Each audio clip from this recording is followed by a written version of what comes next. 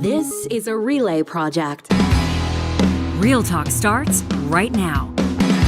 Here's Ryan Jesperson.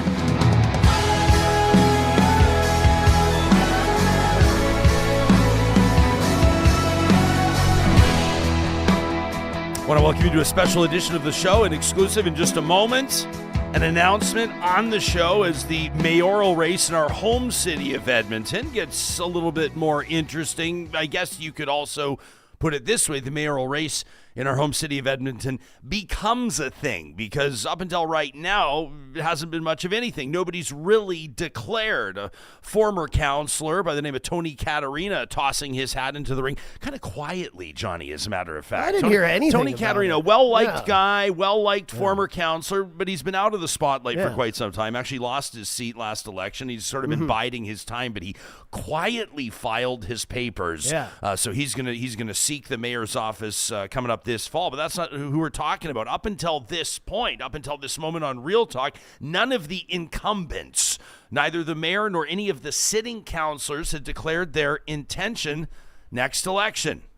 Up until this morning, right here on the show. It's about to go down in 30 seconds. First, I want to let you know that this episode of Real Talk is happening with the presenting sponsorship of Alberta's top online real estate school. That's Rello, where better real estate training starts. There's a whole lot of reasons why a career in real estate is appealing to so many people, but to get started, you got to make the right moves. You got to study for that exam. You got to pass. You got to get licensed. You got to launch your new business. You're going to want to do that with the expert advice that comes with the team at Rello. They offer the best of both worlds, a fundamentals course, a practical course. They're going to make sure you're set to go with 24/7 online supports, and we want to make sure that you pay a little bit less than everybody else does. With the promo code Ryan100, that's all one word, they're going to knock $100 off the Alberta commercial and the Alberta residential real estate bundles. That's the promo code Ryan100, all one word, when you get started today at Rello.ca. As we welcome to the studio, Tim Cartmell. Thanks for making the announcement here on Real Talk. Thanks for having me. Great to be here. Yeah, so this is the worst kept secret in Edmonton, that you were going to throw your hat in your ring. So I'm told. Yeah, yes, well, yeah, it's sort of, we've been getting the impression that you've kind of been chomping at the bit, or at least testing the waters on a mayoral run for quite some time. You can't be councillor again. If you run for mayor, that's it. So if you lose, you're done. What contributed to the decision? How'd you reach this point? Well, I've remember from my youth when that Edmonton was this place that I never wanted to leave. Right? It was a safe place. My parents never worried for my safety. It was a place that I wanted to start a business. It was a place that I wanted to raise my family. It's a place that my wife and I were born and raised in and wanted to stay. And I feel like that's been lost, and I want to get that back. I want it back for my kids. I want it back for my grandkids. I want it back for the people I represent.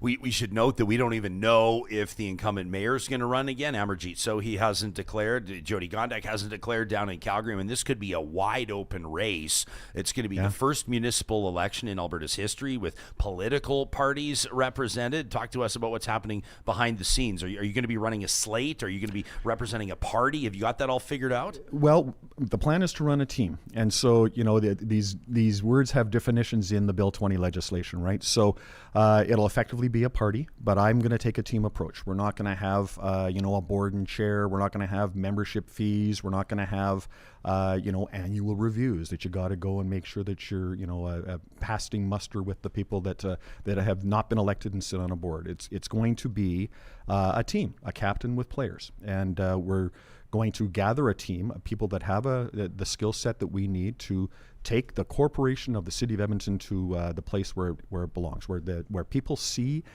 their money at work, where they see their investments at work, where they see that we're giving back to them the services that they want to see from the city. So yes, a team. It's going to be a party. It's going to check the boxes of a party that the rules require. But it's going to be very much a team approach and not a party approach, not the divisive thing that you see at the Ledge. Yeah, it's interesting. It's kind of a little bit funny how you don't want to call it a party, but it is a party. But you're reiterating you're trying to, I think, pound it in people's minds that a team is different than a party. Talk to us about why that's important to you. Well, because I want it to be collaborative. I don't want it to be divisive. I don't want it to be about focusing or emphasizing our differences or where we came from or what color shirt we wear or I want it to be about what are the skills we need to take to get the city back where it was? What do we need to, by way of people, skills, experiences, knowledge, education that allow us to build, and this is effectively a board of directors that is managing a $4 billion corporation. And that's not the most consumable language, right? But it's bringing people based on what they have to offer to run a city, and not necessarily who they voted for in the last election, or are they the favorite person of the board chair, or did they sell in the most memberships. None of those party constructs. This is a team. What's your team called? What's the Well, we don't called? have a name yet, actually. You don't have a name yet. It's a bit of a work in progress. So you're not working with any of the existing parties that have established themselves? Yeah, and that's important to note. I am not aligned at all with PACE. I'm not aligned at all with TAPYAG. I'm going to build a team. And we will meet all of the obligations and rules of being a party, but this is going to be something that I want to attract people to, that we've already talked to some people about, and becomes a team of people that goes and forms the next city council. How many existing city councilors will be joining you on this team? I don't know. Invitations are open. We'll see if who might want to participate. I've had a couple of conversations with a couple, won't lie, but I think frankly that. Part of that was people wanted to see me announce and see that I'm putting my foot forward and I'm putting myself out there, and then maybe they'll agree to put themselves out there as well. So you've got to obviously approach the city councilors with whom your values align, with whom your political perspectives align, or is there a kind of a diversity of thought play to this team? Well, so we're going to focus on three things, right? We're going to focus on safer streets, tough on taxes, and build it better, and that's going to be the ethic going forward. That's going to be frankly, the ethic that our city needs going forward. And so if for people that align with those ethics, with those goals, they're welcome to join the team, whether they be sitting councillors or people that have not served before. What's your assessment of the current dynamic on council? I hear a lot of people give us their assessments. What's yours? Well, I think it shifts, and this is the thing about city council, and this is why this sort of party thing doesn't necessarily, work very well, right? We're not set up for caucuses, we're not set up for whipped votes, we're not set up for snap elections. We're effectively set up for consensus. And so, through the course of a day, when you consider, 8, 10, 12, 15 things on a council agenda, sometimes you're agreeing, sometimes you're not. And those allegiances or cohorts will shift from one item to the next. That said, there are certainly, some that align more with others. There's certainly a shared ethic amongst, perhaps a majority of the councillors that currently sit. Okay. And, okay. So here, let's. Are you going to call me on that? I'm not going to call it BS, but let's cut to the chase. You are perceived to be the conservative option, and Edmonton's council right now has a bit of a reputation for being a bit of a lefty council. Sure. So you are seen as the incumbent or the incumbent option that would appeal to so-called conservative voters. That's kind of the summary. Would you agree with that? I think that's a fair summary, and I think that's a fair characterization of how I am viewed. But conservative has different connotations to it, right? Like, I'm fiscally conservative in that I want to see the dollars that we take out of your pocket, the dollars that we take out of the economy, leveraged to their greatest effect. I want to see that when we take a dollar from you and we use it to support the corporation that is the City of Edmonton, you see that dollar at work. And there's too many ways that it isn't. That doesn't mean that I don't support, an effective data-based social services ecosystem. That doesn't mean that I don't support affordable housing. I'm trying to get, quite a significant affordable housing complex, constructed and started in my ward. It doesn't mean that I don't believe in a lot of the things that, others that serve on council believe. But what it does mean is that I want to see it done differently. I want to see a set of priorities. I want to see fiscal management. I want to see us treat dollars like they're other people's dollars, and I just don't see enough of that on this current council. Forecasting, what is it, an 8% property tax increase next year, and that's over and above the significant increases that people have already seen. Anecdotally, for people, this marks an increase of hundreds, if not thousands of dollars a year. It actually is a big deal. I saw somebody the other day describe it as, well, it may just be pennies every day. I said, it's not pennies every single day. For a lot of people, the property tax increases, especially folks on fixed income, especially folks that are the lower income earners, this has been a huge deal. And a lot of people, and I'm not trying to be the old get off my lawn curmudgeon guy, but a lot of people don't see return on the investment. They don't see their services getting better. They see some bungled infrastructure projects. A lot of people assess this to be a pretty big mess, to be honest with you. It's a big mess. And you know, it's a bit of fun with numbers. You'll see a graphic that comes out from city administration that says it only costs $9.72 for the average taxpayer per day to run the city of Edmonton. That's a lot of money. It's a lot of money. So when you in 2022, tax revenue was $1.78 billion. With this increase on paper today, this 8.1% increase gives us a 30% increase in 3 years, compounded. And more than that, tax revenue will go up $540 million from 2022 to 2025. Where does $540 million go? Why can't we find $2 million to cut the grass? Why can't we find, another $10 million to shovel the snow? These are core services. We have to get back to running the city. Okay, so what are you going to say to people that go, Tim Cartmell, you are part of the problem. You are currently on council. What about the people in Ward Pahesawin, your ward, that are going, my property taxes are going up under you, Councillor Cartmell? Yeah, absolutely. I mean, I understand that question. I take every one of these things on their merits. Every time we make a decision, every time we vote on something, I'm looking at it on the merits. I'm not looking at it from who's voting for it, who are the other people that support it, that kind of a thing. And none of these things are 100% zero decisions, right? They're 60-40 decisions. But on the big pieces, I have voted against things that are really costing us a lot of money. I voted against many of the projects that are the huge debt service projects. Give us examples. LRT. Right, I've not supported the very significant spend, particularly on the West LRT project.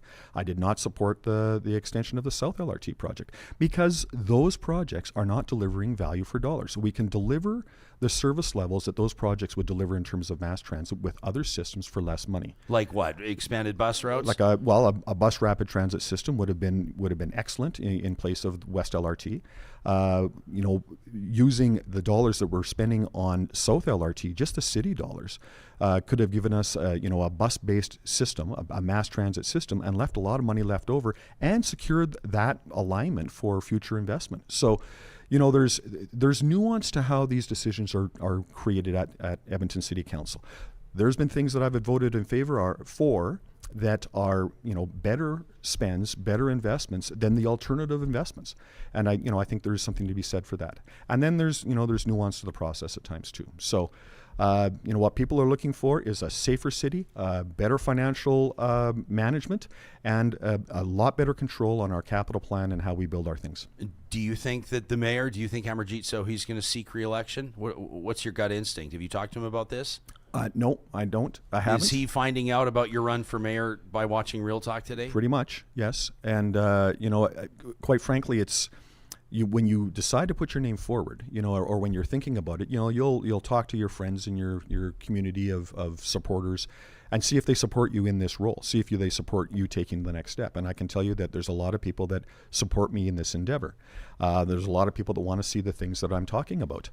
But you reach a point, Ryan, where where you're thinking about who else might run. You're thinking about how much support you might have. You reach a point though where you're running. You're offering a service. You're putting yourself out there. You're naming yourself as a candidate. And frankly, it doesn't matter who else is running. Do you think that you face a battle? I mean, I have a tough time, to be honest with you, putting my finger on the pulse of Edmonton politically. It's a bit of a unique city. We've seen quote unquote conservative councillors have successful careers. We've seen quote unquote progressive or small L liberal councillors have careers. Obviously, the city votes overwhelmingly progressive, NDP. Provincially, it votes overwhelmingly conservative. Federally, it's a tough city to kind of get your finger on. But how do you present yourself as a candidate to appeal to a broader political spectrum? Like, you're talking a lot about your idea of team over party. Yep. Do you think that people buy into that when it comes to today's politics? Like, how to make a bigger splash and how to make more noise is to go partisan as hell right out of the gates. Slogans, rhymes, nicknames, derogatory. You know what I mean? Like, that's what works these days. Well, does it? I mean, is that what you're hearing? Boy, do I love what's happening at the ledge. Nobody Please loves it. Give me more division. Give me more rancor. Give me more angst. Give me more, improper government. That's what I think people are concerned about with the new party system. Absolutely they are. They're not looking for that. They're looking for people that are going to go down. This is the feedback I get. Stop with the tax increases. manage the construction, manage the congestion and traffic, and stop telling me what to think and how to live. And for God's sake, stop picking fights with other people. Don't pick fights with other councillors. Don't pick fights with the province. Don't pick fights with the feds. Get it done and leave me out of it. So you say, don't tell me how to live. Or what are we talking about here? Oh, we get this overtone of how we're trying to solve the problems of the world from little old Edmonton, right? And what people, like I said, what people really want to see is they want to see their money managed. They want to be able to get from A to B on their roads by whatever means they're traveling, whether it's transit, car, or bicycle. They want to feel safe in the public realm, whether they're on an LRT platform or in Churchill Square or in the public park. And they don't want to hear about how all of this money that they're giving to the city that they don't see at work for them is going to save the world. Like what's an example? What do you think has been a mistake with the city of Edmonton this is what people would call virtue signaling. Where has Edmonton been virtue signaling you think was a mistake? Well, so for one example, it was earlier this year when we declared a housing emergency. Right, and that housing emergency was declared on within a couple of days when we were having conversations with the provincial government with some of the stuff that they were doing. They were setting up the navigation center, and they were, trying to bring some solutions to bear that were going to, at least to some degree, diffuse what we're seeing in downtown Edmonton. Regardless of whether you like that or not, whether you think that's a right approach or not, I'm not talking about that. I'm talking about how City Council came out of that and declared an emergency, which was a real, kind of a thumb of the nose at the provincial government. It did not speak to collaboration. It did not speak to, having a bit of an inside voice and a bit of a conversation with people that we should be having a bit of a team approach with. It was very much we're going to do this because it's going to get a reaction, not because it's going to change anything, but it's going to get a reaction in the media. And I just don't see the value in that. I have nothing to do with the messaging. It was not my call. It was not my strategy. But I have to assume it was an effort to grab the attention of everybody, to grab the attention of the province. We're led to believe as members of the public that the relationship between municipalities in the province of Alberta and the government of Alberta is pretty hostile, or at least it's not a friendly relationship. We get the sense, because mayors and reeves and councillors tell us that they're having to fight for every nickel. They're having to fight for what's theirs. How can you approach it differently and be effective? Well, I don't know that if you're constantly attacking somebody in the public realm, to the point where they get their back up, to the point where it might be seen as disrespectful, that you can then expect to go into the door of the boardroom and expect to be heard. There's two people that have to dance there, right? I mean, sometimes the provincial government is particularly thin-skinned about some of these things and, sees offense where offense is not offered.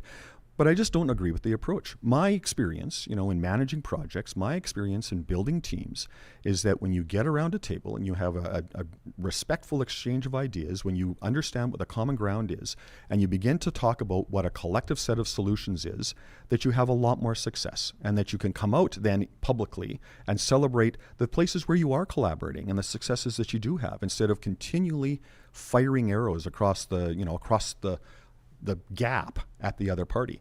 People are tired of that. They are tired of that calling out divisive, widening the gap approach to governance. They want to see collaboration.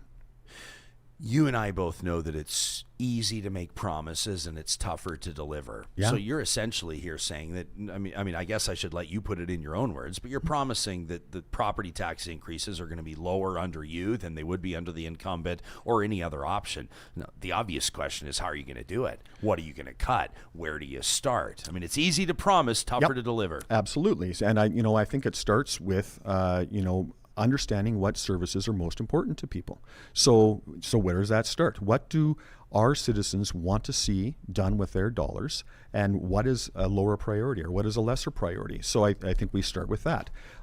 Some people call this zero-based budgeting. I've called it just tear it down to the studs. I even talked about in the last term, I talked about this, and I used a different term, and I'll come back to that in a second. But I think it's understanding, what do you need to deliver a particular service? How many people? What kind of equipment? How much material? What is the supervisory level that's required for that? And you gradually build up an organizational structure that delivers the services that people are looking for. And when you run out of money, then you can't deliver any more services. So it's a bottom-up, complete redo of our structure, of our processes, and a budget to match. Are the LRT projects that exist currently safe if you're Of course, elected mayor? Well, we're building. What's on the table? What's off the table? We're building if you're talking about capital projects, Yeah. I mean, the projects that are in progress are going to be completed. It would cost as much to exit those contracts and do nothing as it would to build them. So we finish them and we make the best of them that we can. We try to make sure that they're going to be as successful and as productive as we can make them. So, I mean, that's key. What we don't do is start any new projects until we've got these ones finished. We need to return to at least some balance of investing in maintenance and renewal on the stuff we already have before we build a whole bunch of new stuff. We're going to need to talk about partnerships. The city does not have the capacity anymore to be building everything for everyone in a very expensive and gold-plated way. We're going to have to talk about partnerships and talk to other levels of government and the private sector about what amenities they can help us build. So, things like that. We can't have tax increases at 6, 7, 8% forever. We're going to have to level that off and catch up and let people catch up to us before we buy new stuff. The more experts we talk to, though, I mean, I remember somebody told us just on this show a couple of weeks ago that, downtown and downtown businesses, downtown properties used to account for, correct me if I'm wrong, about 10% of what the city would collect on property taxes. That's down now closer to 6%. Yeah. And there are signs that show that number could drop even further. I want to talk to you more specifically about your plan for downtown in just a little bit. Sure. But we get a pretty dire forecast on the future of economics at a municipal level. And it's not just limited to Edmonton, but we're talking about Edmonton today. Do you share that assessment? Do you have reason for optimism? And what's your frank assessment as a professional engineer, by the way, and a 2-term councillor of the future of the finances of Edmonton? We have a number of storm clouds on the horizon, which is why we've got to stop, investing in the big new projects right now and assess, right? What are some of the storm clouds, like collective agreements? Well, yeah, but that's operating, right? So that's the operating budget. We need to be aware of that, and we need to understand where those settlements are going to go and what the demands are. But we need to talk about our labor relationships in a different way. Where does artificial intelligence work into some of the things that we manage, right? Could we take as one example, could we take the bus system we already have and using, the latest and greatest technological tools, make better use of the same assets that we already have? And that's not austerity, that's not cutting jobs, but that's leveraging what we already have to greater effect. Because otherwise, we needed, a brand new bus garage and 400 buses to fill it up with in order to take that next step function in improving service. We need somewhere in the order of 300 buses to replace the fleet that we currently have. That's just on the transit side of things, right? We've got projects that are going to have some cost overruns as we go forward. Where's the dollars coming from that? We just made a commitment on the South LRT extension. That's another $240 million of city money. Our federal and provincial partners going to come with their 1/3 of that increase? Haven't heard that they are yet. So, there's a number of financial issues that we're going to have to be aware of before we overcommit on other things. We need to get a handle on that. If you're just joining us on the Mixlr live streaming audio app presented by California Closets, we're talking to Edmonton City Councillor turned mayoral candidate Tim Cartmell, making the announcement today on Real Talk. I want to talk to you about crime, homelessness, downtown revitalization. I want to talk to you about potential changes in the federal political landscape, how that maybe impacts what's happening at a municipal level. All of that to come. But first, I want to put UCAN Youth Services on your radar if it's not already there. This is a remarkable organization that we're really proud to be working with and supporting. You can find them online at ucan.ca. They've got this wonderful road to work program. That's just one of the ways that they're empowering at-risk young people. We're talking like 18 to 25 years old, helping them leave these high-risk lifestyles behind, educate themselves, and get ready to enter the workforce. This is all about economic opportunity. The Road to Work program is one of those you can read about on their website, designed to support youth to get the skills and safety training necessary to enter the construction, road work, and traffic safety sectors. Really neat stuff happening through partnerships between UCAN Youth Services and the construction industry. If you're an employer and you see an opportunity here to maybe partner with UCAN, hire some entry-level, trained-up employees, You can learn more about it. Reach out to them. Contact them at ucan.ca. You make sure you let them know that Real Talk sent you.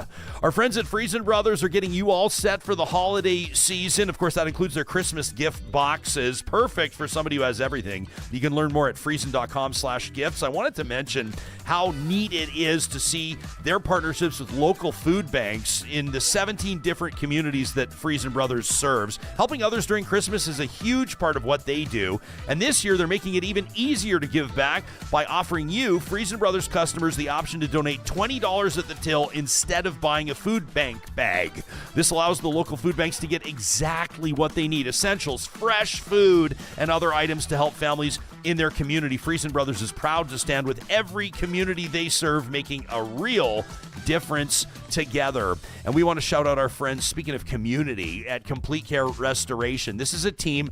This is a family-owned business, been around for more than a quarter century. You know, this business started in a garage. Now they're employing dozens and dozens of people who are experts in restoring properties and rebuilding peace of mind. If, heaven forbid, disaster strikes in your neck of the woods, or maybe you've got a pesky issue at home, you're pretty sure there's black mold behind that drywall, maybe there's asbestos, not something you want to handle yourself, reach out to the team at Complete Care Restoration. You can find them online. The sponsors tab on our website, ryanjesperson.com. Hanging out with Edmonton mayoral candidate. He's Tim Cartmell, two-term city councillor. There is some risk. You talk to political strategists about being the first to declare. On the plus side, maybe you chase away some that are dipping their toes in the pool, but on the other side, it's tough to maintain momentum for, well, darn near 10 months now. What led to your decision to be first? Well, you alluded to this being kind of the worst kept secret kind of in the community. And honestly, I was tired of being coy about it. This is what I, wanted to do. I was even thinking about it last term. Really? So, yeah. Why didn't you run last term? There was a lot of people diving in last term. I was hearing this in the community last term about looking for a more pragmatic approach to things, a bit more centered on the cost of city services. That's before we got into some of the increases we got this year. In my last election, I chose to run for council again because it was a pretty crowded field. And, it's hard to get the attention you need and the support you need if there's, 4, 5, 6 relatively well-known legitimate candidates. So that I think played into the decision this time.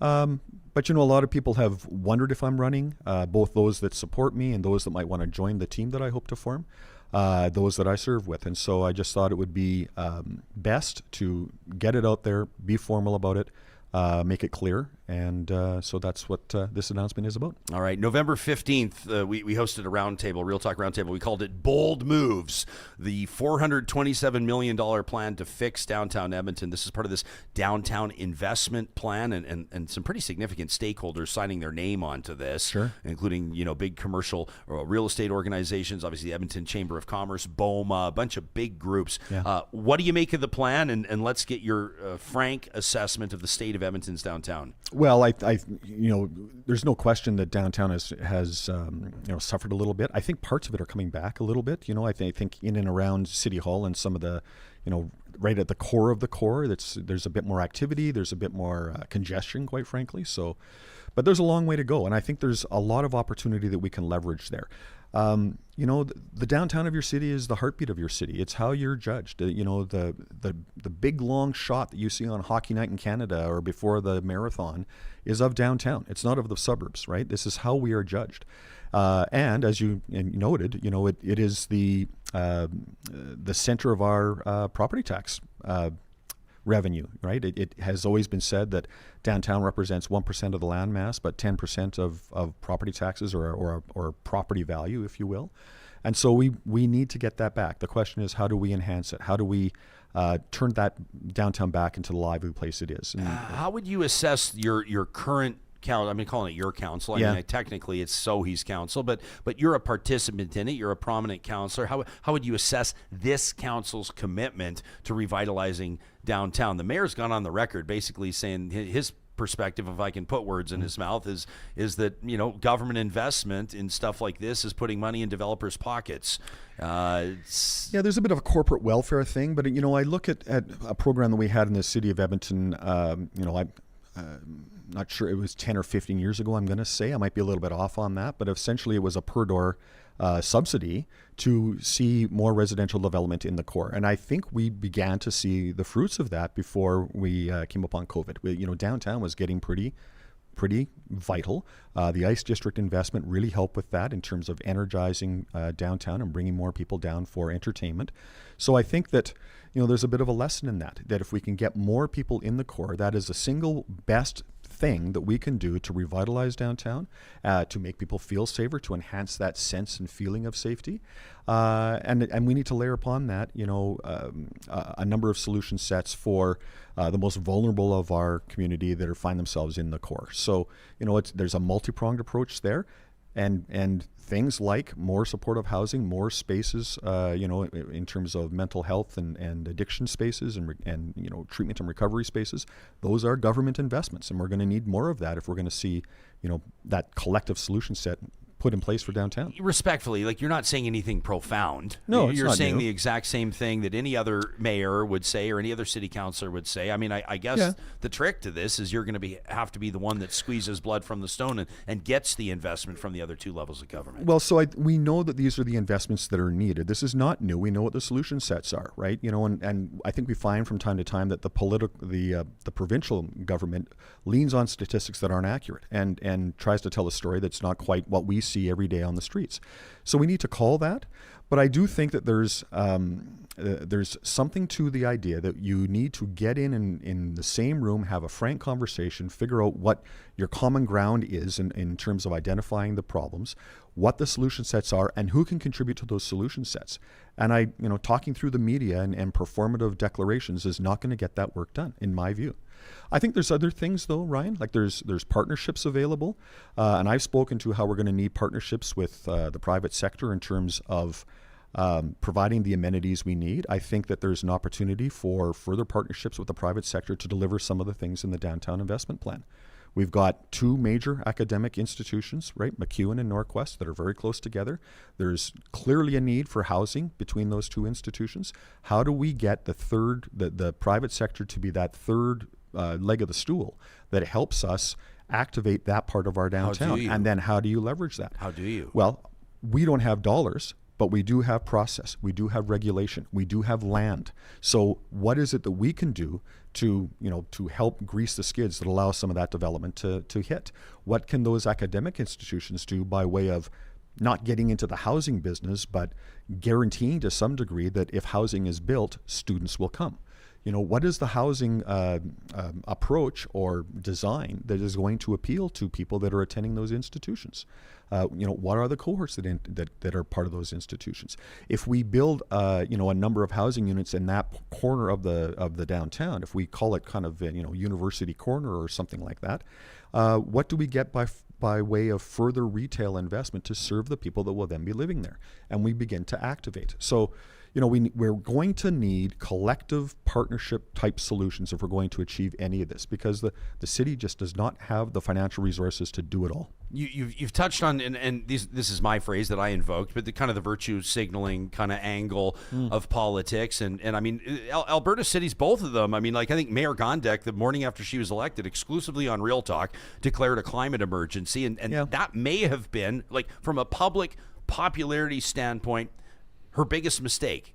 I honestly think that she's kind of paid the price for saying that. Even though a lot of people may agree with her and a lot of people may have loved to see it, it's a risky thing to say in Calgary. And I think that Mayor Gondek would probably reflect on that and say the same thing. We'll be talking to her in a short while down the road. Real Talkers can stay tuned for that. But in Edmonton, same sort of a deal. And whether it's plastic bag bans or whether it's planting 1 million trees or whatever it is, I think it all comes from a good place. Obviously, people see floating plastic islands in the ocean and it makes them sick, and it should, and we want to do something. Yep. But I also do think it's you can feel it. It's palpable. People have kind of got sick of that.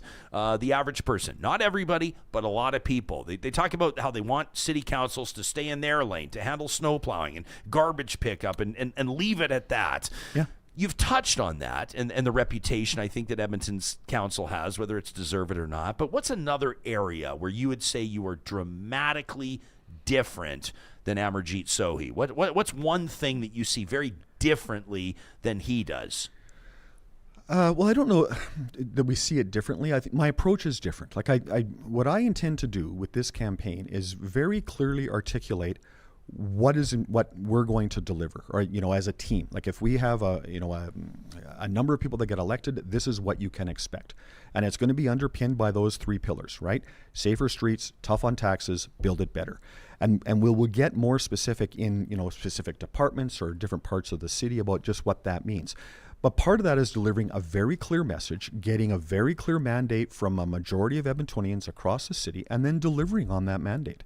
And so, there's a leadership piece that is, how do you get people with varying degrees into a room and make sure that everybody is heard? How do you find a way to make sure that everybody is working to their strengths? People come to council. People come to a project team that's building a building with different skills, different imperatives, different deliverables.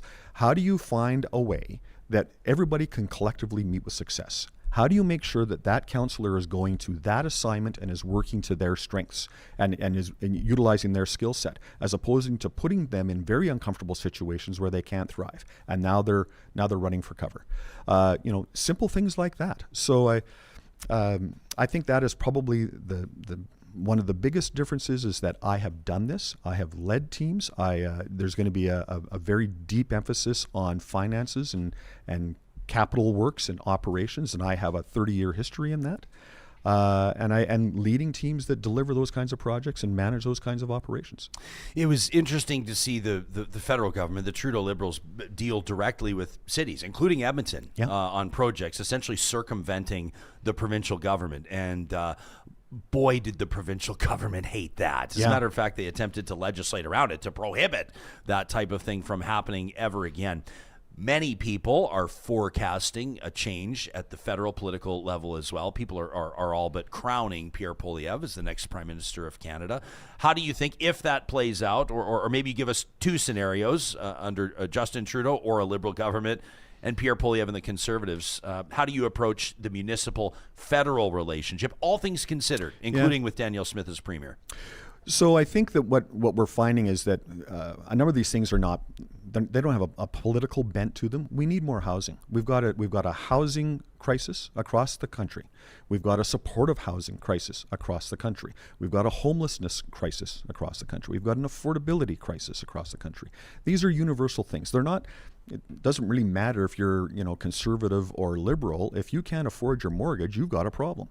And so how are we going to create the conditions collectively that allow people to thrive? So, we hear murmurings or rumors about what the Conservative government will do if they are elected in the next federal election. They'll cancel this program or tie it to that thing. I think we wait and see what actually happens. Often this is the rhetoric that gets you elected, and it's different than in a party construct. It's all about contrasting with the party that is in power. What actually happens when they actually get to those seats?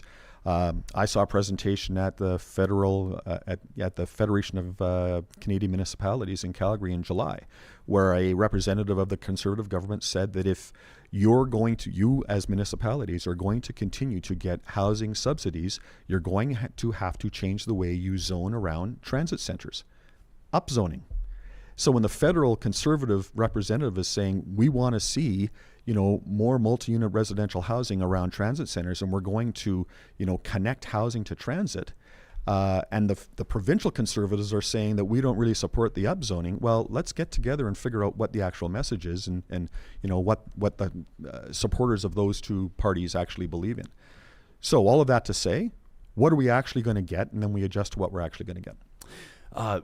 You were one of the first people we talked to. You were one of the first councillors we talked to, coming up on a year ago, when a shooter opened fire at Edmonton City Hall, and obviously a very troubling situation. Thankfully, nobody was killed. Could have been much worse. How did that impact your perspective? What changes have you seen in City Hall? My understanding is that some folks have not even returned to work since then. I'm not about to pretend like I understand what that would be like to be part of something like that, but for all intents and purposes, it did greatly impact the dynamic of what's supposed to be a very public gathering place. Give us your thoughts. It's there have been some security measures that have been put into place at City Hall. There's a few more glass doors that interrupt your travel through the building. There's security measures that are put in place. It's sad, frankly. I think it has been necessary to some degree to allow those that work in the building to feel safer and secure in their everyday. And I think we have an absolute duty to make sure that the people that are serving us, but also serving the citizens of Edmonton, feel that way. We've had visitors that have come to City Hall that have said very clearly they don't feel, even since then, that they don't feel safe. So there's, we need to, there needs to be a better tone from the top that we acknowledge and hold sacrosanct, the safety of people. You're saying these people don't feel safe in Edmonton, or they don't feel safe on the property? In City Hall. Why? Because they could just walk in and there's no metal detector, or what? No, there has been situations within council meetings where people are shouting down other people right in the room, and they have not been held to account. And that might have been different 2 years ago, where, all right, there's some people making some noise, we can get through it. But on the heels of somebody that came in with a weapon and was clearly bent on doing harm to other people, when people are, shouting, acting angrily in the public realm, and others have their back to those people, that's scary. And we, as a council, did not collectively acknowledge those incidents. So there's work to do on this file, absolutely. But I will say, though, it is a shame that that city room is not as open as it used to be. It's not as accessible as it used to be. I remember coming out of council probably within a year or two of getting elected, right? And it was a late night meeting, and one of the choral groups was rehearsing in the city room. So it's 8 p.m, the lights are dim, the decorations are out, and they're singing Christmas carols. It was lovely. It was truly a moving experience, right? We don't get to see very much of that anymore. And so that part is lost. I don't know if you chalk it up that we've kind of lost our innocence and now we're a great big city with security measures, or if we need to dial it back a little bit and get some of that back. We're trying to find a balance. It was traumatic. Talk to me about your leadership assessment of yourself. It's different being a councillor and then running for mayor. You're going to be, if you win, and certainly through the campaign, you'll be more public facing. People would sort of, we talk about this as federal leaders. Do they come across as prime ministerial? Do they come across as presidential? This is how people refer to it. People will wonder, can I picture Tim Cartmell as the mayor of Edmonton? What do you need to develop from a character trait or a personality standpoint? Talk to us about that evolution. Yeah, I think that whenever you're running for something like this, you're trying to earn people's trust, and so part of that is that when they approach you and that they hear what they're saying to you reflected in what you say back to them. I think that's part of it. Do they see in me the ability to, lead in a way that is going to see their goals achieved at City Hall? Do they think that I'm going to be able to build consensus? Do they see me as a team player and as a team builder? And it depends on what you use as examples of that. So I'm going to do my best to demonstrate that. I'm going to call upon examples in the past of where I've been able to do that, and I think they're plentiful. But by the very nature of somebody on council challenging the incumbent for the mayor's chair doesn't look like team play, does it? So I think part of it is going to be bringing that team forward, bringing those team members forward, presenting that, and I'm saying this a lot, presenting that team ethic that gives people a true vision of what the next council will look like, how they're going to operate, how they're going to interact, how they play off each other, what skills they bring to bear to the equation, and how they see that as being applicable to managing this corporation to the greater benefit of the people that pay into it. Congratulations on throwing your hat into the ring. I wish you well through the campaign. We'll be talking to the legitimate candidates throughout as they establish themselves and this ballot comes together. But thanks for making the announcement on Real Talk. We appreciate it. A pleasure. Thanks very much for the opportunity. All right, there you have it. Tim Cartmell, officially the first council incumbent to throw his name into the mix to be the mayor of Edmonton. How will this land with Amarjeet Sohi? What do Real Talkers think about all this? We'll get into our live chat powered by Park Power in just a second. I've been keeping an eye on what some of you have to say. There's a note from Elder Taz who's watching on Facebook. Wants to know why all Edmonton residents are being treated like criminals, she wants to know. I think it's an interesting point, security at City Hall. We'll get to that in just a quick second. First, I want to remind you this conversation happens with the support of partners like Kubi Renewable Energy. John, it was a huge honor last night for me to be able to step on stage at the Windspear Center and offer a tribute to first responders at Edify Edmonton's Top 40 Under 40 celebration. Always a good time. Such a good time, and a shout out to everybody on that list, the Top 40 Under 40. Kubi Renewable Energy made that possible. You know what they did? They stepped up in sponsorship, and they paid for the tickets for a whole bunch of first responders to attend the event last night, which I thought was really neat. Oh, and by the way, Real Talker Lauren, I see your comments on first response in Edmonton. We'll get to that as well following our conversation with Tim Cartmell. Kubi's got some really great stuff on their Instagram right now. Give them a follow at Kubi Energy. Energy-saving strategies for winter. Put a little money in your pocket, or at least keep it there. Follow Kubi on Instagram. A shout out as well to our friends at California Closets, who do the most beautiful installs of anybody in the game. I've seen it firsthand, not just in our place. I love how they transformed the walk-in closet in our primary bedroom. Carrie absolutely loves it every single time she steps in there. Why wouldn't you? And there's a chandelier in your closet. Why wouldn't you? But I'll tell you what I love. I love that time and time again, we have seen their team step up and create these design solutions for folks in a whole bunch of different scenarios, right? We didn't have a massive budget. We just wanted it to look very expensive, John. They're very good at that at California Closets, and their work is guaranteed for life. I said I can't give you $100,000, but make it look like it costs that. Make California it look Closets. top tier. They love the conversations about design and installation, and those are always free. You got nothing to lose. You can request that free consultation today at californiaclosets.ca. So Elder Taz, that was interesting. She's watching us live streaming on Facebook this morning. Thanks, Taz. Good to hear from you. So she, where was her comment here? She said, why are people basically being treated like criminals?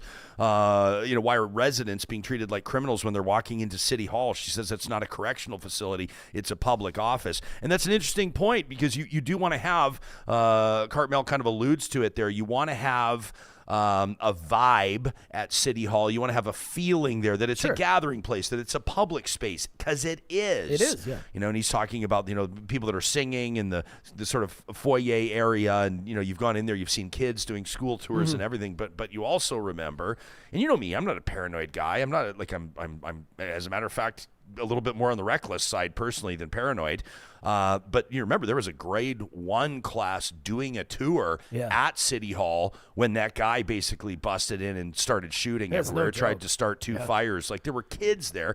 And so I guess, the question is, when it comes to security in public spaces, including City Hall, when you have elected officials that are starting to take more abuse now than they have in a long time. I ran into NDP MLA Janice Irwin at the event last night. A really incredible, support from elected officials at this Top 40 event. The premier's there, cabinet ministers, members of the official opposition. It was great. But I had a chance to talk to Janice about a video she posted on her Instagram a few days ago. She's on her way to the Remembrance Day ceremony at the Norwood Legion, and this guy just starts going to town, like just starts tuning. Did you see this video? Yeah. So basically this guy starts going on about how the budget's out of control, and because you want like tampons in men's bathrooms, and just starts going off on this MLA unprompted, by the way, on her way to a Remembrance Day ceremony. But I digress. I just applauded her privately on I guess I'm doing it publicly now, on how she handled it, and just talked about how regrettable it is that politicians seem to be facing more abuse than they have in past, although maybe we just have short memories. Maybe it's always been this way. When you have staff, when you have city councilors, when you have a mayor at City Hall so accessible, you can literally like walk in, walk up the stairs, and knock on the door of their office. Not really how you're supposed to do it, but you can. Where's the happy medium? How do you have a welcoming space that's not full of like metal detectors and armed guards and that sort of a thing, like Taz is talking about, but at the same time have an environment where people feel safe? It's kind of a fine line. Well, yeah, especially these days with the temperature. I mean, I'm all for government buildings are public spaces. You should be able to walk in, and if you want to politely ask to talk to someone and see if they're there, it's a public space. But let's just remember, like you said, what happened. A guy walked in with an automatic gun, and there were kids present during that day at Edmonton City Hall. So they're taking all the precautions. It's the same way in the States right now. I follow a TikTok account of a guy who started just in the last year or two. And basically what he does, he walks into government spaces and just films until he gets kicked out. But I always comment, I'm like, dude, what do you expect with the temperature in North America everywhere right now? I mean, if people come up and ask you what you're doing, they're just inquiring. They're just trying to keep people safe, right? Yeah. So I do see a time when maybe things will calm down a bit and you can walk into City Hall and maybe not be asked, why are you here? What are you doing? But for now, I mean, let's keep people safe. This was a horrible. I mean, I still have the video here. I could cue it up again, but it was a nightmare what happened there that day. Yeah, no, not great at all. And obviously that's the type of thing, we as we've alluded to, some folks have not yet returned to work since that incident. Yeah. And isn't it weird, like in the States, that's just like a normal thing. Just happens like every day. Yeah. You hear these new shootings, these stories, these mass shootings every single day. It's different in Canada when it happens. I'm not suggesting that it doesn't resonate with Americans or that everybody feels safe down there, but it's just in Canada, that's the type of thing I think it sent a chill across the entire country the day that happened. Everybody remembers the day that happened. Appreciate those of you that are chiming in and leaving comments. I saw a whole bunch of you talking about P3 partnerships, not convinced. I think it was Ms. B or somebody else that not convinced, pointing to the Valley Line LRT project. If you live anywhere near Edmonton, you're familiar with that. It's a project that was delivered way over budget and like 3 years late. And they said that was a P3. How did that work out? Interesting background with Cartmell, having been and worked as a professional engineer for many years. His brain's going to work a little bit differently on projects, and I think that maybe some people will see him as a steady option on the ballot, to run for mayor. Lauren was in the chat. I saw Lauren's watching us live streaming on YouTube this morning. Thanks, Lauren. Says that he's concerned that there will be cuts to the fire service in Edmonton's fire department. Of course, this has been kind of a situation in flux. I think off the top of my head, firefighters in Edmonton have now been without a contract for 6 years. I think they're working without a collective agreement. 6 years. They brought a chief in, this Joe Zalatny out of Calgary. Very, very, very unpopular chief. It just didn't work out well. His tenure did not work out well, and he's now gone. He's got a job with the province. You probably know. So there's an interim chief in place right now in the city of Edmonton. So Edmonton's fire department is without a chief. And Edmonton's police chief, Dale McPhee, as of 12 hours ago, has announced his retirement. Now, I don't believe for a second that Chief McPhee is retiring. I believe he's got a position coming up, and what we'll do is we'll get him on the show. Yeah, I heard Sohi this morning talking about us, so Dale McPhee has another thing cooking for sure. And we'll wait to see what that is. Somebody at the Top 40 event last night came up to me. They saw me talking to Chief McPhee, and they came up after, and they said, "Where do you think he's going?" And I said, "Well, I wonder if he'll be the chief of the Alberta Police Force, the Alberta Police Service." And they said, and then the guy kind of stopped. He says, "Is that really happening? Is that a thing?" And I kind of chuckled. I said, "I don't know, man. Let's not get ahead of ourselves real talk here." But isn't it interesting that you now have Edmonton's police department, Edmonton's fire department, both without chiefs? You've had Andre Corbould. Remember, he was on the show after the shooting. The former Edmonton city manager, he resigned. Yeah. So you've had these kind of, I don't know if you call them mass resignations, but you've had very prominent resignations, and I'll count Edmonton's police chief and Edmonton's former city manager as two pretty high on the list. Yeah. Now, could be a coincidence that they both happened under Edmonton's mayor Amarjeet Sohi, but I bet you that Sohi's political opponents will probably make political hay with that through this campaign, especially, obviously, if he chooses to run again. Of course they will. I heard him speaking this morning, and he's so good at answering questions and kind of avoiding, and that was one of the questions, what's going to happen with the police chief? We all know there's going to be a change there, but man, you just rounding off all these high ranking positions that we need to fill. I just hope it doesn't stay in flux. I just hope someone gets in there and stays there and the city is happy with all of them. But 6 years without a contract. Yeah, that'd to be tough, right? Wow. Well, and you know what else that means? It means that when they do get a deal, that there's going to be back pay Of course, owed, and yeah. you know where that's going to come from. And I'm not suggesting they don't deserve the money. I'm not saying they haven't earned the money, but it's going to be pricey. Taz follows up, still watching us on Facebook. Remember, Taz was wondering why are people getting treated like criminals at City Hall. She says, listen, don't have to go as far as going through searches. Is that happening now, Taz? I'll be honest. Maybe I'll pop into City Hall later today, John. No. You know I have a court we date should go today. by. I have a court date today. I'm going to traffic court today. I'll tell you, maybe I'll pop into City Hall and see if I get searched. But Taz says better solution, be more respectful, she says, is security at the doors, trained in observing behaviors and knowing what suspicious bags look like. Fair point. Yeah, Fair point. I'll take the point. So, so there you have it. Tim Cartmell throws his name in the mix. Tony Catarina is also in the mix. Who else is going to run for mayor? Is Amarjeet going to run again? I will tell you this. I did have a chance to talk to him last night. Most of the conversation off the record, so I won't go too deep into it, but I did, ask, have you decided either way whether you're going to run or not? And he gave the politician answer, which could be a real answer. I heard it this Could be a real answer. He says, let me tell you what he told me. So he says, my wife and I, Sarabjit, he says we're gonna go away for the holidays, through the Christmas season. Okay. He says we're gonna take some time away. He says we're gonna have a family conversation, which is a smart man. And he says essentially, she's gonna let me know what she thinks about another 4 years. It's a tough gig, man. It's tough for everyone. Any politics. The councillors, I see Super Chat Ken here says, please, Real Talk, obviously pay attention to all council positions this fall. And don't worry, Calgary will have you covered as well. We'll be paying attention to storylines across the province.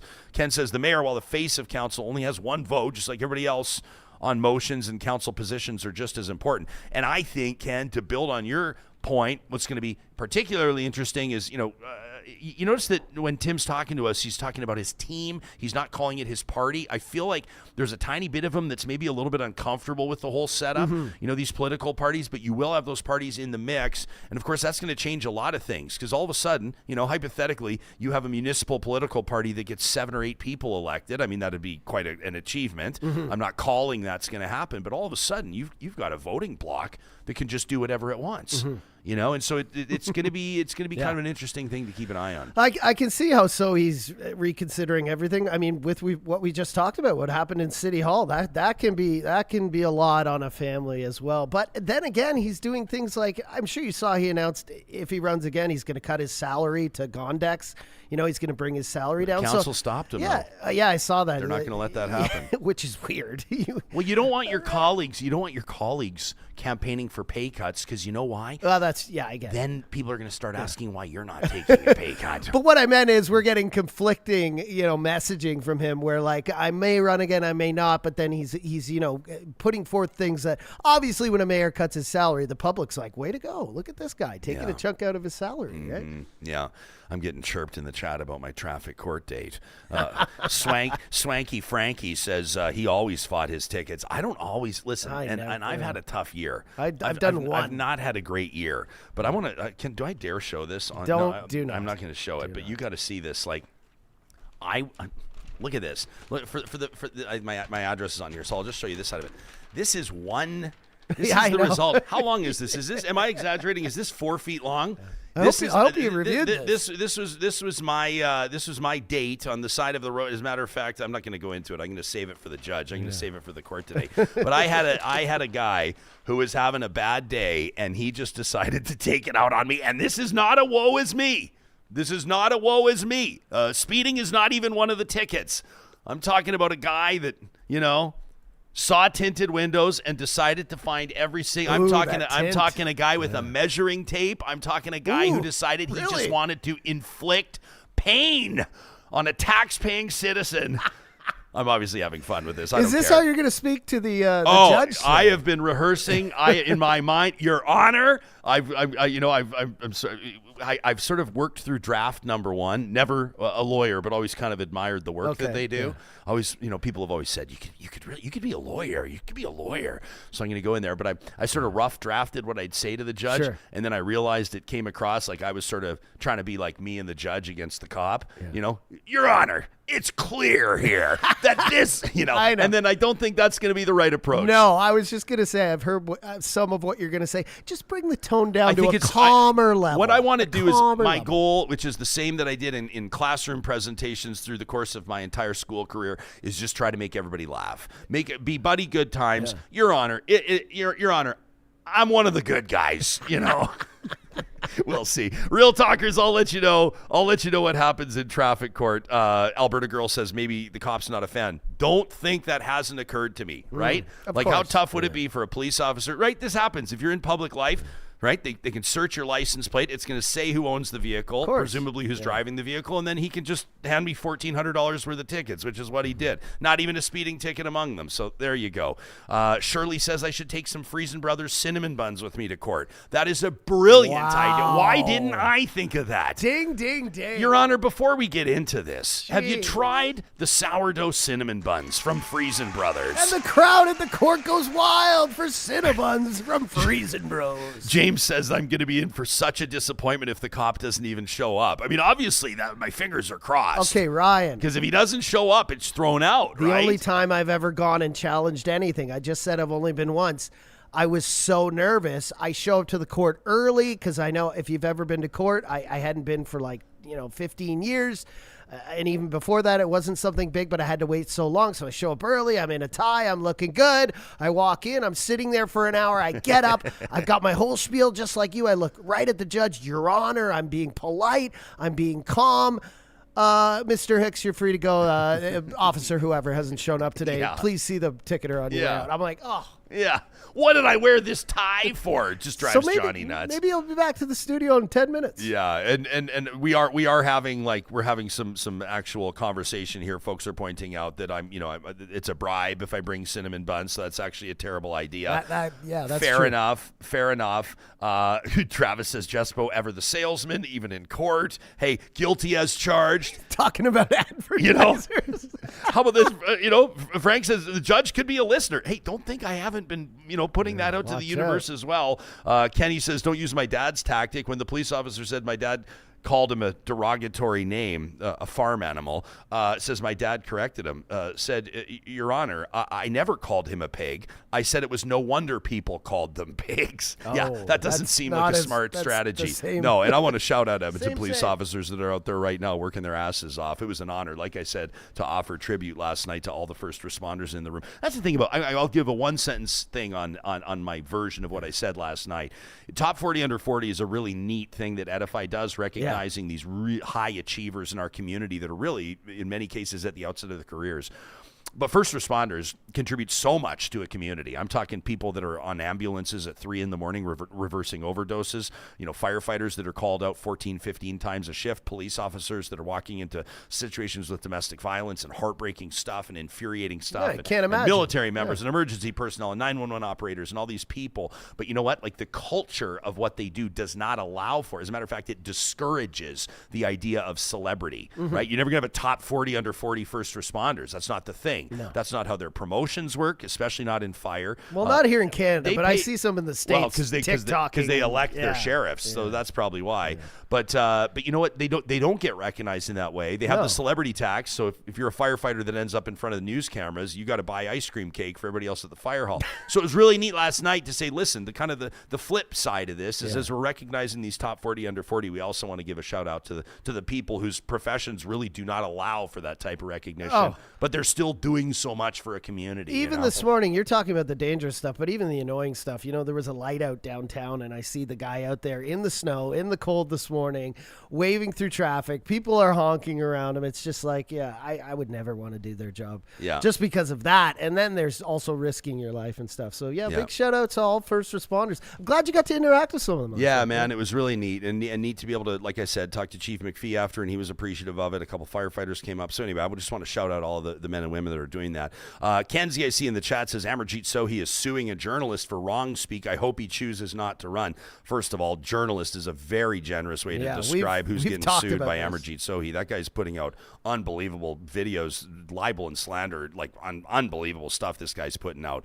So, hey, listen, I would say this. I don't speak on behalf of Edmonton's mayor, that's for sure, but I have to assume that by the time a mayor decides to sue a private citizen, it's gone far. It's gone far. Yeah. You know what what I mean? That's not the first reaction of somebody in elected office, to do that. Shout out to Ken with the $5 super chat today on YouTube. Ken. Another beer for all the first responders, he says, out there, including police officers. I definitely have the utmost respect for the job they do. Thank you, Ken. Ken, that's awesome. We appreciate that. I want you guys to know, by the way, that when we say, you can buy a beer for a guest, we're being serious in this. Literally. We told you about Kevin Van Tighem the other day, and then when Graham Thompson was in the other day, the journalist, it was hilarious. One of you, I can't remember who, wish I could, threw $5 in the super chat, or maybe it was 10, and so, bought a beer for Graham. So as he's leaving, I said, man, like the Real Talkers bought you a beer. Grab a beer. We've got an awesome beer fridge, nice selection in our front green room area. Always full. Yeah, and I said, well, he goes, yeah, I'm kind of looking for a lager. He was kind of looking I heard through, about that. Had his pick, took a nice craft brewed lager home with him. It was great. You know what the funny part is we have a sign as you're leaving going down the stairs, no alcohol past this point, but every morning somebody walks closed, no open alcohol past this point. But it's just funny to me, right? Yeah, 100%, super funny. I saw the comment here from Vamp Fashions that said I'm probably my move in court is actually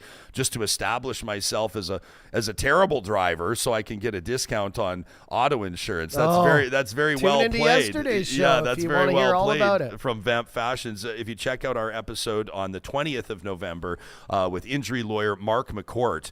Mark gave us the scoop on a story first broken by CBC's Jason Markusoff, and it's expected that today, if not by the end of the week, Alberta's United Conservative government will lift its rate increase cap, which is about 3.7%. Let's call it 4%. That's the cap that they introduced, and they're lifting it now. So insurance companies, in theory, can crank up your premiums to whatever they want. And obviously that'll put you in a tough position, either shopping for a new insurance provider or struggling to make those bills, to make those ends meet. Another pretty significant part of what's being described as sweeping reform to Alberta's auto insurance landscape is everyday citizens like you and I losing the right to sue in case of personal injury accidents, which is a huge deal. And Mark explains to us in the interview, and I encourage you to check it out like Vamp Fashions did, exactly how it makes sense. And he lays it out, he explains it, how it makes sense that the worst drivers among us are actually going to get a discount on their car insurance. They're the ones that are going to benefit the most from this. And the so-called good drivers, like you're listening, you're a good driver, right? You're listening to Real Talk, to the podcast as you're driving right now. You're the one that's going to potentially get screwed here. Alberta's already paying among the highest rates for auto insurance in the country. That interview with Mark, who's an injury lawyer, like, make no mistake about it, Mark's wealthy. He's done well. He's been very successful in his career. Nobody feels sorry for Mark McCourt. But the guy's got credibility in this space. He's been writing op-eds in newspapers and blog posts on this for many, many years. He's an ardent conservative that's calling out the conservative government. I respect where he's coming from on this, and I encourage you to check out the interview. Laura wrote in to talk at RyanJesperson.com after hearing it. She says, I caught your interview with Mark McCourt. I'm curious about an announcement of no-fault insurance and how that might affect the province's MVAC, or Motor Vehicles Accident Claims Program. Laura says, my husband and son and 2 other kids, imagine this, were in a serious hit and run 2 years ago. They were hit by a driver in a stolen car who then fled the scene on foot. The police were able to charge the culprit, but of course he was uninsured. She says, my family members are still at appointments multiple hours every single week to help with their recovery. Okay, this was 2 years ago. They're still getting work done, physiotherapy and the like, multiple hours a week. She says the MVAC program has a cap of $200,000 for all victims of an accident. Between the 3 families affected, we've exceeded that expense with lost wages and the cost of trauma therapy, physiotherapy, and other treatments. Laura says, my hope is that if the UCP does indeed proceed with no-fault insurance, there will be some sort of increased compensation. This type of thing ruins families. That from Laura.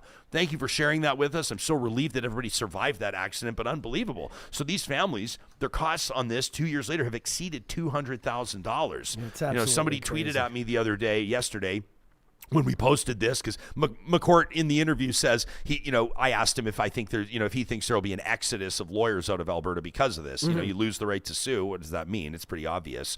And he kind of weaves this into a great clip about how he thinks there's going to be job losses at the legislature, too.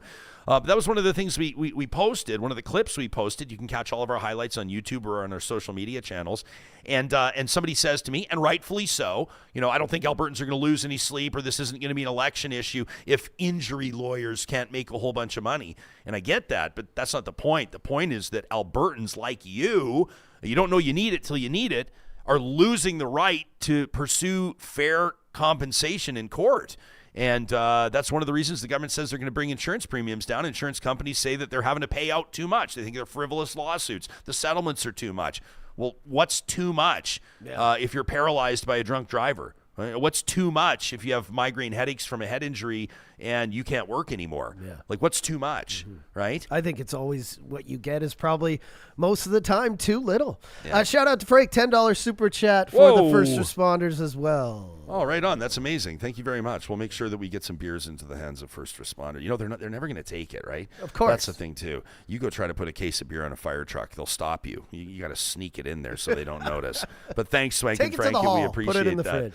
Before we wrap today, I also wanted to read this, John. We got an email from Alex after we were talking about the Springsteen show. I was there with like 20,000 other people, and was Alex there? It's been it's been fun seeing everybody's posts on Facebook and Instagram, and everybody's posting their photos and their videos of the Springsteen show. And obviously it was just an incredible opportunity. I'm trying to think of like if we just go right into my feed right now, we can just like see. There you go, Johnny. You got us covered, of course. Yeah, here's some shots from the Edmonton show. What a design! I love the center stage. There's like amazing. A very simple set, relatively speaking, but like 20 people up there with the boss who absolutely rocked it. Shout out and to like that sax player. Man, always that's just rocks a legend. It. And he got a huge round of applause. and like we said, house lights up. Check out this video I'm showing you. This is my buddy Rod Maldaner that shot this. But the house lights were up for like the final third of the show, just full house lights up awesome. As he just played the hits, including Santa Claus is Coming to Town, by the way, which is awesome.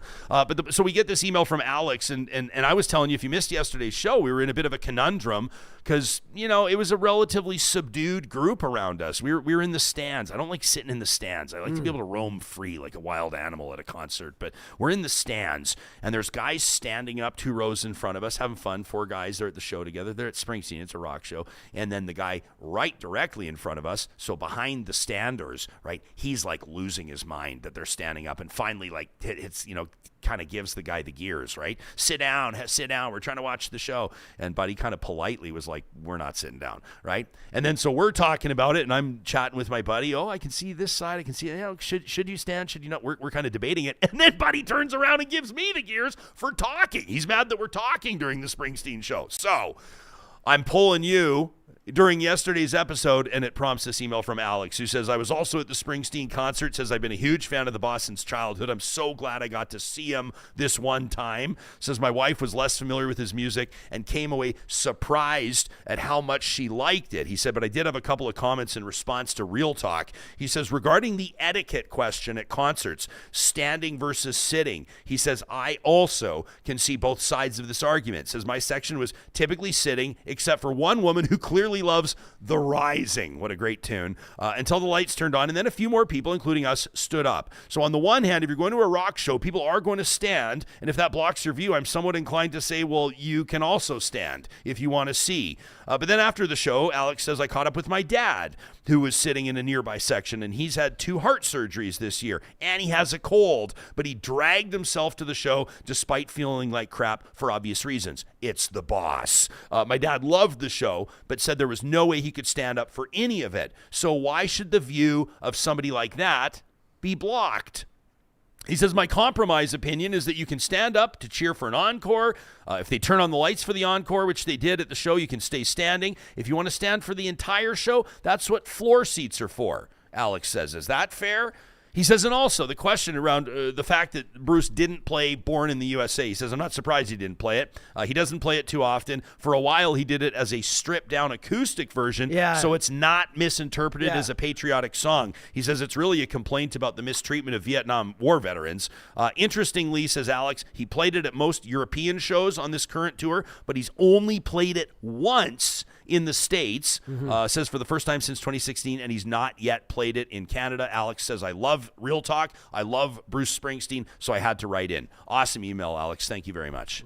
Yeah, I did notice that because I went back yesterday and watched some of his recent concert footage, and I was like, okay, he has done Born in the USA, but he's always doing like this like they said, stripped down acoustic version. And maybe that may be because, the content of the song really doesn't jive with today and doesn't hit as well.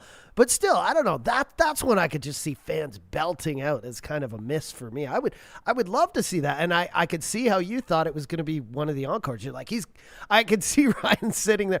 Oh, not sitting. He's always roaming around, but thinking, when am I going to hear Born in the USA? I just figured it was a given. It's like one of those ones you just expect to hear. But, of course. But I get it. We got into this debate this summer when Metallica played the two big stadium shows in Edmonton and didn't really have any overlap on the set list, right? Yeah. So I was like, I'm a big fan of their song Fuel. I just absolutely love that song. Didn't hear it. But then we got to hear songs that others didn't hear the other night. I can't imagine going and not hearing Enter Sandman. Right. If you're on the wrong date. I agree. I agree for sure. Big Oiler fan is watching us live on YouTube. Says ambulance chasing lawyers have made a killing off accident suits and insurance companies are paying without contest. And there's a certain degree of truth to that for sure. Some of you have also been making the very good and fair point that insurance companies are kind of spreading over their, what do you want to call this, kind of their vulnerabilities or their liabilities, let's call it. So, auto insurance rates are impacted by, for example, wildfire claims, and there's probably some truth to that as well. We'll have bigger conversations. We've had them on the show before about the future of insurance. California is a good example. We invoke it often where some insurance providers simply are not offering home coverage. They're not offering property insurance in certain jurisdictions that are susceptible to mudslides and fires. And of course, once you start talking about rising sea levels and climate change and these once in 100-year storms happening every 3 years, this is going to become something obviously that's more and more relevant and pertinent to people. You can send us an email anytime to talk@ryanjesperson.com. We love when you let us know what you think about the show, and we try to at least get one email into every episode of Real Talk. Why not make it yours? Coming up on Friday's episode, that's the next episode of the show, we're going to get to some of your emails in the Flamethrower, presented by the DQs of Northwest Edmonton and Sherwood Park. Your chance to give us your hottest takes. What's pissing you off? Tell us about it. We'll put it in front of the people. Plus, prompted by a Real Talker who asked for this, we loved the idea. November's Financial Literacy Month. We have 3 brilliant panelists on a Make Money, Money, Save Money, Money edition of the Real Talk Roundtable. Plus, I'll tell you how court went. We'll talk soon.